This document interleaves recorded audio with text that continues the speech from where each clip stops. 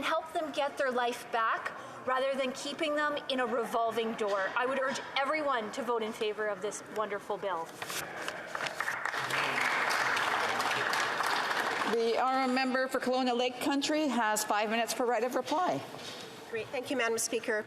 Madam Speaker, I'm pleased to rise and speak to my private member's bill, Bill C-283, the End the Revolving Door Act, once again. I want to thank the member for Kootenay-Columbia again for his initial work and research on this legislation in the previous Parliament, and to my colleagues who have spoken on my bill. I also want to thank those who work in law enforcement and the criminal justice system. I hope we can move forward with this legislation and provide the Standing Committee of Public Safety the opportunity to study how this can improve our justice system and give people hope to recover from addiction. Kelowna Lake Country residents, the people of British Columbia, and Canadians from coast to coast to coast have seen firsthand the devastating impact the addiction crisis has had on families, communities, and the individuals themselves. Residents in my community want people to be held accountable for their actions, while at the same time to have compassion and get addiction and recovery help to those who need it. My End the Revolving Door Act is an opportunity for parliamentarians of every political stripe to come together to move forward with a common sense approach to improve our justice system and to help those struggling with addiction. No one piece of legislation can serve as the panacea for those who are repeatedly re-entering the criminal justice system who have mental health and/or addiction challenges. This legislation offers an additional tool to help reduce recidivism, address our mental health and addiction crisis, and improve the public safety of our communities. Expanding the sentencing option available in our justice system and to assist those whose lives have been ravaged by addiction is the right thing to do. No one is served with repeat reoffenders in a revolving door system, where it's reported that more than 70% of those sentenced to federal penitentiaries have addiction issues. We must ensure that the effort of curative treatment is focused and provided for those who have found themselves incarcerated and who want to help to turn their lives around. A dedicated addiction treatment facility operating inside an existing Correctional Service of Canada facility would help support this work. Many who work around the criminal justice system have told me that this would put a stop to the revolving door for many. I want to thank those who have supported this legislation from the national level to my backyard, who think we shouldn't be wasting one moment to move forward. The City of Kelowna Mayor and Council passed a motion unanimously supporting this legislation. Lisa Dawn Smith, President of Métis Nation British Columbia, says, Métis Nation BC strongly supports the implementation of more effective addiction and mental health services within the federal penitentiary system through Bill C-283. We know that Métis people are overrepresented in the correctional system.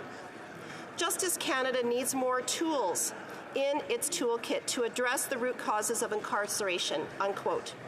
And Tom Smithwick, founder of Freedom's Door, a vital organization dedicated to the hope and healing of those suffering from addiction, including those recently released from incarceration, expressed how it makes sense to start a recovery process while incarcerated, and also says, quote, the whole system would save money, the human need would be met, and there totally is hope.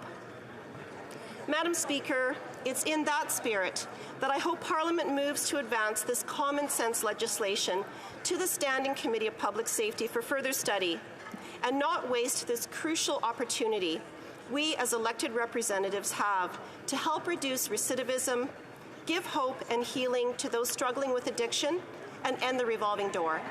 Thank you.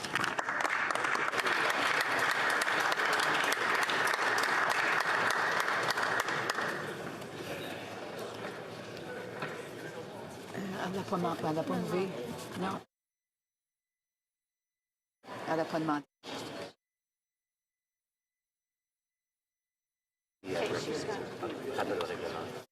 The honourable member for Kelowna Lake Country has a point of order. Madam Madam Speaker, thank you. That notwithstanding any standing order, special order, or usual practice of the House, if a recorded division is requested on Wednesday, March 22nd, 2023, today, in regard to the second reading of Bill C-283, an act to amend the Criminal Code and the Corrections and Conditional Release Act, addiction treatment in penitentiaries, it shall be deferred to the expiry of the time provided for oral questions later today. All those opposed to the honourable member moving this motion will please say nay. Agreed? The House has heard the terms of the motion. All those opposed to the motion will please say nay. Carried. The question is as follows. Mrs. Gray, seconded by Mr. Morrison, move that Bill C-283 enact to amend the Criminal Code and the Corrections and Conditional Release Act, addiction treatment in penitentiaries, be now read a second time and referred to the Standing Committee on Public Safety and National Security. Si un député d'un parti If a member of a recognized party present in the House wishes that the motion be carried or carried on division, or wishes to request a recorded division, I invite them to rise and indicate it to the Chair, the Honourable Deputy House Leader. Request a recorded division. Conformément à l'ordre adopté plus tôt. Pursuant to order made earlier, the division stands deferred to the